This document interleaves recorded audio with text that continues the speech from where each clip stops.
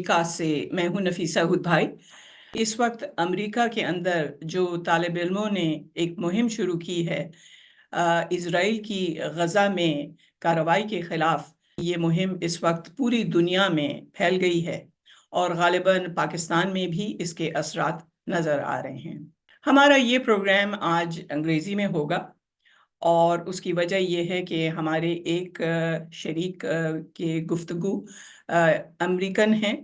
हम सबसे पहले आप लोगों को एक रिपोर्ट दिखाते हैं, सुनाते हैं कि इस वक्त अमेरिका की यूनिवर्सिटियों में किस तरह का एहतजाज हो रहा है और उसके बाद हम गुफ्तगू करेंगे। आइए देखते हैं ये रिपोर्ट। इसराइली कार्रवाइयों के खिलाफ और गजा के फ़लस्तीनियों से इज़हार यकजहती के लिए अमेरिकी यूनिवर्सिटियों में मुजाहिरों का सिलसिला दुनिया भर में फैल गया है। एहतजाजी मुजाहिरों में शरीक तलबा और पुलिस के दरमियान झड़पें भी हुई। अमेरिकी तलबा के इस एहतजाज का आगाज़ कोलंबिया यूनिवर्सिटी से हुआ और फिर देखते ही देखते ये अमेरिका की दीगर यूनिवर्सिटियों में भी फैल गया। आयरलैंड के ट्रिनिटी कॉलेज, बांग्लादेश की ढाका यूनिवर्सिटी और इराक की जामिया बगदाद के तलबा भी गजा हामी एहतजाज का हिस्सा बन गए हैं। कनाडा में भी टोरंटो यूनिवर्सिटी में फ़लस्तीन के हामी मुजाहिरीन ने कैंप लगाकर एहतजाज किया और मिशिगन यूनिवर्सिटी में तलबा ने ग्रेजुएशन तकरीब को भी फ़लस्तीन के हक़ में मुजाहरे में तब्दील किया। उधर अमेरिकी यूनिवर्सिटियों में एहतजाज का सिलसिला बरतानिया की यूनिवर्सिटियों तक भी पहुंचा। बैंक हॉलीडे वीकेंड होने के बावजूद लंदन की यूनिवर्सिटी कॉलेज लंदन के मरकज़ी दरवाजे पर भी एहतजाजी मुजाहरा किया गया। दूसरी जानिब अमेरिका में पुलिस की जानिब से तलबा मुजाहिरीन के खिलाफ क्रैक डाउन भी देखने में आया। It's against the law when violence occurs. Destroying property is not a peaceful protest. It's against the law. Vandalism, trespassing. अमेरिकी सदर जो बाइडेन ने तलबा के मुजाहिरों को पुरतशद्दुद और कानून के खिलाफ करार दिया। वाज़ेह रहे कि अमेरिका में 17 अप्रैल से जारी इन मुजाहिरों में लगभग 2500 तलबा गिरफ्तार किए जा चुके हैं। As you could see in the program, the protests which started in the US have now spread to different parts of the world. And apparently there are plans to hold a protest in Islamabad, which will then be spread to other parts of Pakistan. All the protests have one goal, primary goal, which is to call for a ceasefire in Gaza, to ask Israel not to continue its policies under which more than 35,000 Palestinians have so far been killed in Gaza and the West Bank. We're going to start with Lyman Baker. He has taught in different universities in America. He's taught in Chicago, in Kansas, and Florida.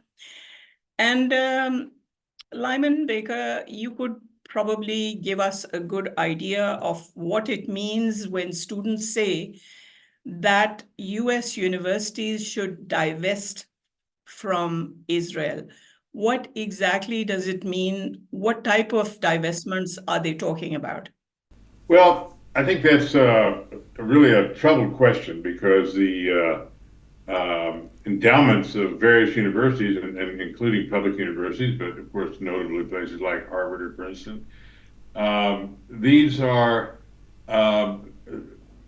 they're investments in a mutual fund, for example. Will very often have, in that mutual fund, there will be some stocks that are invested in, let's say, Israeli companies. And it's very hard to untangle that. It's not, I don't expect that these protests will be successful in getting universities to shun any funds that have Israeli investments in them, and that's it's certainly better that what's happened at Brown, where the administration agreed to have the Board of Trustees look into the question. But I think we should expect that maybe this is not going to go very far. actually wanted you to speak a little bit about the pattern that was followed in South Africa in the 80s. And apparently, the protests led to the breakdown of apartheid.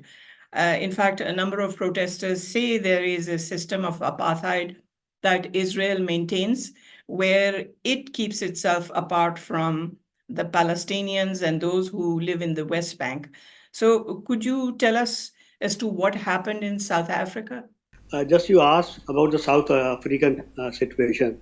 So if I can recall all these situation in South Africa, ultimately that was one of the finest student movement when ultimately they challenged the policy of apartheid in South Africa, and later on even after the change of regime by Nelson Mandela. Later on, those youth they continued their protest, and ultimately, first one of their major issue was about urbanization and urban issues in Johannesburg and other places. So, and lastly, what happened is that these students become part of the parliamentary politics, and they become a new Marxist group who ultimately contested the elections and won at least 20 seats in South African Assembly. I go back to our very prominent Marxist scholar from British, Professor Eric Hobsbawm. He wrote one of the wonderful book and books named The Age of Extremes. When he said after the World War I till the fall of Soviet Union, that was the age of extremes when people they were fighting with their ideological strength, and ultimately they were getting some energies for this purpose. It was an age where there was a global protest in the world history, whether it's a Vietnam war, there's a Korean war, there are other wars, people they fought. Even South Africa was part of this. But there was a general situation that after the fall of Soviet Union, there is hardly any political movement in the world, because now, because of the new global economy, new global scenario, things have changed, and hardly there will be any future protests and something else. What Fukuyama has mentioned, the end of history and the last man. But my point is that after this emergence of a unipolar world, we have seen that these problems have not been resolved. Rather, the volume and the quantum of the problems has increased, and unresolved conflict are becoming a very sharp conflict. I want to actually go back to Lyman. And Lyman, this is the year of the election in America. It's 2024. You have President Joe Biden against former President Donald Trump. As you know, that Democrats are not necessarily classified as right-wing. But right now, the manner in which Joe Biden has been supporting Israel, it defies expectations. And basically, I would like to know from you as to why it is that Biden has been so staunchly in support of Israel, no matter the fact that thousands of Palestinians are being slaughtered, hundreds of aid workers have been killed, and there seems to be no end to this. Well, I think that's one reason that the things look very good for Republicans in the United States, because the Democratic Party is split between people who are continuing to support Biden and people who are saying, this has to stop.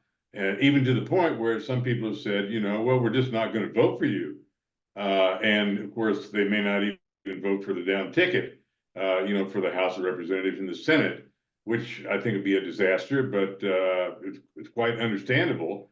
One thing that was left out of the clip that you had of Biden's speech on rule of law, which is, I tend to agree with that part. But he touted what they had done, what his administration had done in defending Israel, and he focused on the the intervention that prevented the Iranian counterattack from killing loads of people. The drone attack, intercepting them. Well, that's one thing to help somebody by defending against that sort of thing. But what about what we need to see is you got to stop sending 2,000-pound bombs there, because you're sending it to one side. And so when you talk about when you point to this one thing over here as well, we're helping to defend, but you're leaving out what what you're actually doing under the rubric of defending Israel, then you can see why people are furious about this. And I think the Republican strategy in respect to campus unrest and so on is to hope that it continues, because they're going to do the same thing that Nixon did in '68 and say we're the party of law and order. That's the party of chaos and disorder, and I have to say, Lyman Baker Johnson played right into that in a disastrous way. In his case, after having made immense progress in civil rights in the legislature, the whole Voting Rights Act, the preventing people with business licenses from discriminating on the basis of race and so on, he went and escalated the Vietnam War, and he did that for two reasons, both of which were racist. One had racism was involved in it, I'll put it that way. One was he was afraid of the effectiveness of Nixon's Southern strategy, which pulled the Southern Democrats into the Republican fold, and that coalition was likely to be very powerful and hard to beat. And the other thing, though, was that he went to Alaska and gave a speech about why we need to be in Vietnam in order to prevent ourselves being overrun by what really turned out to be the Yellow Peril. That's right. Dr. Sheikh, as you know, the right wing had also been gaining ground in Israel. In fact, the way Hamas attacked Israel is no accident, because tensions had been building up for quite a while. Eventually, it seems that the right wing is currently pressuring Benjamin Netanyahu, and he is becoming much more extreme. In other words, right now, Israel has said to the Palestinians that they should evacuate Rafah because they are going to go in. And again, we know that there will be a slaughter if this goes in. Al Jazeera has also been ordered to leave. Where do you see this going? Nafisa, situation is very depressing. You see, whenever in the past, as I told you, there used to be such level of crisis. Ultimately, there used to be some either there was some states who used to mediate and they used to intervene. But in current scenario, as former Soviet Union, currently Russia itself engaged in Ukraine and other places. China is not in a situation where it can directly intervene as they have done in the past in Korea and other places. So in this scenario, US is acting like a superpower, and ultimately, as Professor has mentioned, they have a lot of connections as for economics are concerned, something else. So we don't expect anything from the state level. Something will come, whether from UN, from USA. We don't expect. My worries are this issue can have some other repercussions as well, because ultimately we have seen in the past as well, terrorism changes shape. Because Palestine has a long history as well. We have how there used to be terrorist activities because of this issue. Ultimately, immediately you cannot expect that there can be responses like this one. But with the passage of time and the number of casualties, as you have mentioned, thousands of people have been killed, and ultimately they are asking for the more land to capture. In this scenario, a point can be at some time there can be a new level of terrorism and new level of responses, and it can be of any type. It's not necessarily it will be confined to Israel or confined to USA. It can be at any place. It can change its shape.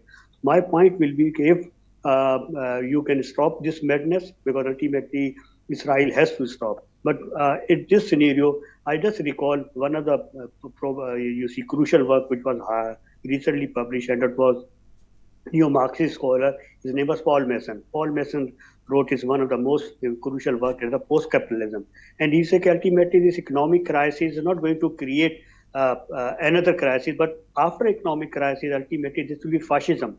and fascism will lead toward the far-right politics. And I think it is fascism plus far-right politics, whether in Israel, whether in part of Europe, or as Professor was mentioning, in shape of Trump, this populism and something else can create a scenario where ultimately we can go in more, serious crisis. But later on, serious crisis will not end itself. Ultimately, it will find way out. And how it is going to find way out, this is a point on which world has to think. Let's come back to Professor Lyman. Lyman, you know that the International Court of Justice has also given a ruling against Israel, and the ICJ is called soft power. But no matter, it still represents the majority of nations which have argued that Israel has violated international norms. Also, you know that some countries like Turkey have stopped exports to Israel.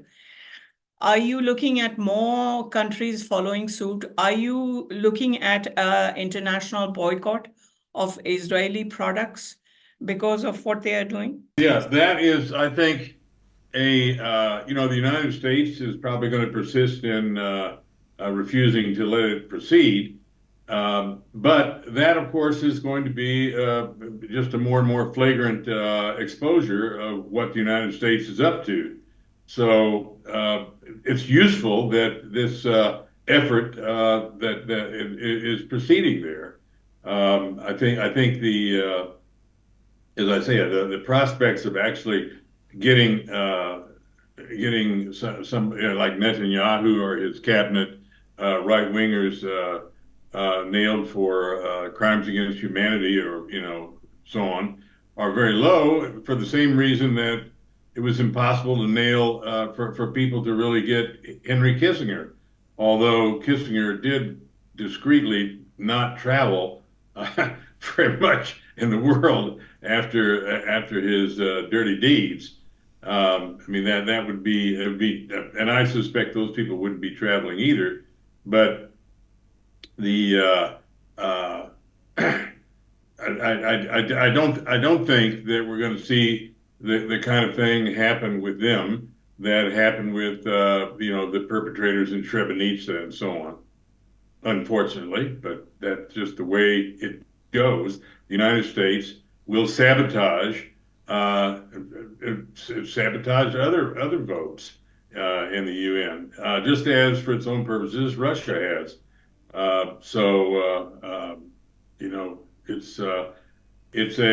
It's a very useful forum, but it's a very limited forum. Right. Staying with you, if you could spell out whether you think that anti-Semitism is now growing in the world, because as we know, that this is one thing that Biden has been using, saying that anti-Semitic acts have grown and students who are from Israel feel unsafe in the universities. Yes. People have to feel at a university, for example, they have to feel physically safe. They don't get to feel safe again. We should not adopt the idea that the safe area means that they can't find things grossly offensive. I think freedom of speech really has to be defended to the point where you say, yes, anti-Semitic pronouncements by people on the campus are, have to be tolerated, just as anti-Muslim or anti-Arab statements have to be protected. That does not, that should go along with another feature, which is the institution should say that its mission is to support freedom of speech and not to take a position, not to align itself on foreign policy issues. It has to be neutral in that respect, even though all sorts of people want the university to make its, or the administration to make its a commitment to some social goal. And there are some, of course, domestic that make sense. They should be for, diversity, equity, and inclusion, which is a big fight right now. But I don't think the university should take a pro Ukraine position, anti-Russian position. That's my position. I think a university would be fatal for them to get into that. Professor Riaz, what do you think about the wave of anti-Semitism? Because obviously, we've also seen Jewish students participate in large numbers in the rallies that have been held all over the world. Um, how important do you think it is to be inclusive, to allow all religions, everybody who believes in humanity, to participate and protest against atrocities against humankind? Absolutely, because whenever we say universities, I do recall the work of Jürgen Habermas, the great German philosopher, although at this point somehow he's standing with Israel. But despite this, he gave the concept of public sphere. The universities are the place of public sphere where you can express yourself without any fear, without any threat, without anything. Where the life, safety of the life is important, and simultaneously, freedom expression or freedom of thought is also equally good. If you do recall, after 9/11, there was same situation when the Islamophobia and other things emerged. Ultimately, some communities was under threat, under target, and ultimately the problem was highlighted at that time. Okay, we should not link everything with one religion or with one thing. The certain people they have committed this one. It doesn't mean we can generalize things, as you mentioned earlier. So similarly, if Israel's right-wing ruling class is like Netanyahu and his close kitchen cabinet, if they are responsible for it, it doesn't mean every Israeli is responsible for it. There has been a lot of protests in Israel as well against in support of Palestinians. So means what type of poster you want to show, what type of color you want to show, that is more important. So my point is, if you repress these type of protests in universities, ultimately it will change the color. You allow discourses, debates in the universities, ultimately things will fizzle out. The people they say it's a catharsis process as well. You express yourself, and ultimately something they work out. And resolution of anything is through dialogue. It's not possible every time somebody is taking weapon and going for the militant activity.